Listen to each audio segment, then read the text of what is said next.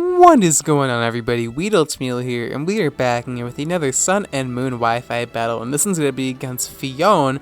Now, I battled my opponent on my Discord server, so if you are interested in battling in general, definitely check out my Discord. Our link will be in the description below. Now, looking at my opponent's team, we have a nice original and balanced team over here. We got nice Nihilego, Tapu Fini, Mega Charizard, Buzzwole. I don't know why it's fair. I mean, there's no reason to use Buzzwole and Pheromosa exists, so I don't know why he has Buzzwole on there, but whatever. Greninja and Ferrothorn. Nice and interesting team. I'm using Perugly, like my opponent's team, very ugly.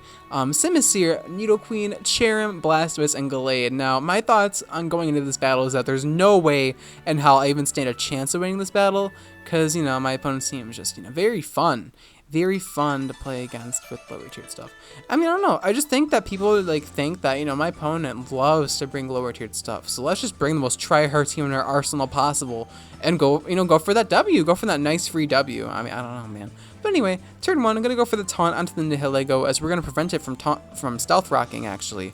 I was expecting the Ferrothorn switch in there because he didn't want to actually take the fake out, but I guess that taunt was just my better play overall. We were able to prevent stealth rocks, as now just going to go for the knockoff here just to gauge damage, as the Nihilego is going to go for a Sludge Bomb, bring me down extremely low. Was not expecting that damage, but whatever. I'm going to bring in my Simisear here, expecting the switch into Ferrothorn, because I'm sure that my opponent does not want to lose her on Nihilego yet, because, it can be handy to have later on in the game. So, thankfully, I'm able to predict that switch into Ferrothorn nicely, as now my opponent is going to switch into her Tapu Fini, as now, I do expect the switch into Tapu Fini, and I go for the Gunk Shot here, but unfortunately, I do miss, because very skillful player my opponent is, and, God forbid anything goes my way ever. So, yeah, I'm going to switch into my Cherrim here, as the opponent is going to go for the Scald here, just to gauge damage, and obviously it's not going to do anything to my Cherrim, because Cherrim is a nice grass type. I'm kind of hoping I can get Cherrim in on the Charizard Y in this game, because that way I can get the nice flower gift and look different, but I'm not hoping, I'm not counting on it. So I expect to switch into Charizard here, and I double switch into my Perugly here, just so I can just get a nice hit before it dies. So, yeah, the Charizard does reveal to be Charizard Y, like expected. If it was Charizard X, honestly, I would have just lost the game immediately, but thankfully, it is Zard Y, so I'm not going to instantly lose the game. So I'm going to go for the return here, just to gauge damage onto the Charizard, and it does do over half damage, which is pretty nice, as the Perugly is going to go down to the Life Orb.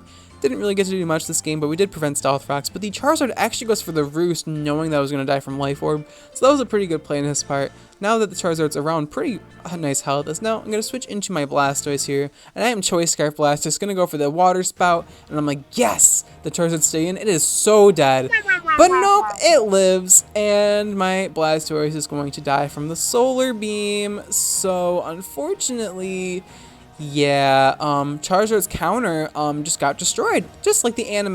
Charizard beats Blastoise, just like the anime, now we know for sure. So, unfortunately, Charizard lives on, as now I'm going to bring in my, Simisear here, just go for the knockoff just to knock out the Charizard, but she's actually going to choose to save her Charizard, just because why not, as, in comes her Nihilego. I'm going to go for the knockoff, and the Nihilego lives with 1 HP.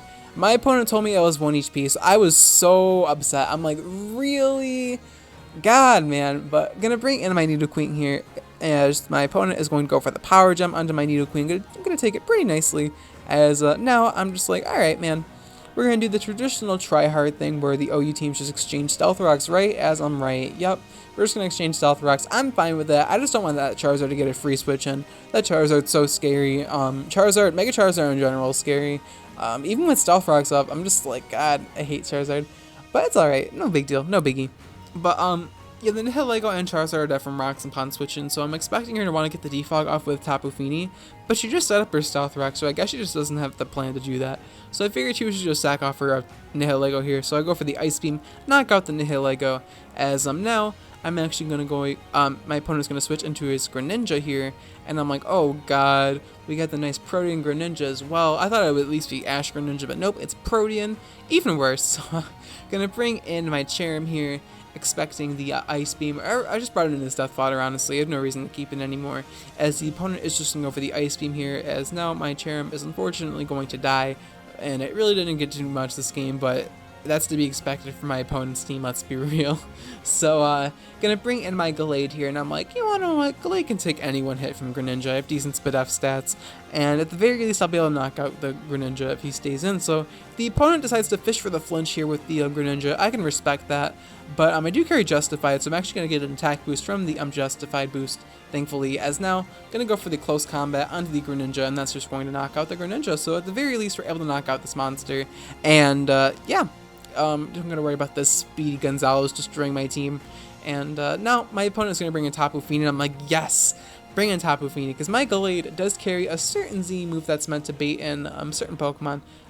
Now, this Gallade was mainly focused towards RU, where Slowbro is poppin'. You know, Slowbro is everywhere in RU. I don't know why, everyone just loves Slowbro. But I'm actually going to go for the Z move here. Z Leaf Blade, Bloom Doom. Now, this is meant to be for Slowbro, like I said, and just bulky waters in general, and the RU/UU tier. But Tapu Fini works too. Tapu Fini going to get obliterated by the +1 Bloom Doom, as that's going to fall. We're able to knock out that really obnoxious bulky water type that everyone just loves playing against. As in comes the Scarf Buzzwole. I figured it was Scarf just from the way he brought it in, because normally Gallade outspeeds Buzzwole, but ends up being Choice Scarf, and that's just going to knock me out with the Ice Punch. Unfortunate, because now this thing is pretty much set to sweep my team. I do have my Simisear here, which can hopefully take an Ice Punch at +1. I know Simisear's defenses are negligible, but I'm hoping that I can at least force the Buzzwole out. So thankfully, I do. She's going to bring in her Charizard, die from rocks, good play on her part. She knew that was the best play overall, because she could just bring back in Buzzwole afterwards. So, you know, it's going to die from rocks. She's going to bring back in her Buzzwole here. As no, I kind of want to save my Simisear for the Ferrothorn, so I'm going to choose to actually sack off my my Thought Squad, my Nidoqueen. I figured she'd also go for the the Fighting type move and not the Ice Punch, so that was that. And I kind of figured she was Scarf already from, you know, that's being my Gallade, unless Buzzwole's faster than Gallade. But I figured she was Scarf, because most Buzzwoles do run Choice Scarf if they are run over Pheromosa for whatever reason. So, like, I'm pretty sure that neutral Pheromosa is faster than Scarf Buzzwole. Like, I'm actually certain that's probably true. I would not be surprised whatsoever. So in comes Ferrothorn here. I do expect to switch into Ferrothorn, knowing that she's locked into the superpower. So I'm going to double switch into my Simisear, expecting that. As now, I'm pretty much free to get any overheat on whoever he wants to bring in. If he sacks Buzzwole, he loses. His best play is to sack off Ferrothorn, so Ferrothorn is going to go down. And now all he has left is Buzzwole, which means it's going to be a 50-50 pretty much. I can expect the superpower and bring a Nidoqueen, but honestly, I don't think Nidoqueen can take 2 superpowers, so I'm pretty much just forced to sack off my Simisear here, and just hope that Nidoqueen can do it. But my opponent decides to go for the Ice Punch, as Simisear ends up living. Very surprising there. I thought she would go for superpower for sure, but she decides to go for the, you know, the Ice Punch instead, so I'm fine with that. I'm able to knock out the Buzzwole with the Overheat. Gonna die for my own life orb, and we're able to win barely with a 1-0 victory, so that was a pretty close battle. Definitely closer than I thought it would be. I thought she was gonna stop me, but my opponent I was actually able to pull a free W. I wouldn't call it free, but anyway, that's me in the battle, guys. Thank you so much for watching. If you enjoyed the video and want to see more of my content, definitely like the video. It really helps support the channel. It means the world to me. And the question of the day is going to be, what is your favorite HM slave? Now, my favorite HM slave has got to be a tie between Bibarel and Tentacruel, or Tentacool rather. There's both been HM slaves I've used multiple times, all the time. If you need an HM slave, look no further than Bibarel. Bibarel is just absolutely godly when it comes to HM slaves, and Bibarel is actually pretty good now in Sun and Moon because it gets Sword Stance with Simple. I can't wait to use that Pokemon in one of my future battles. But thank you so much for watching, guys. I'll check you guys in my next video. Alright, peace.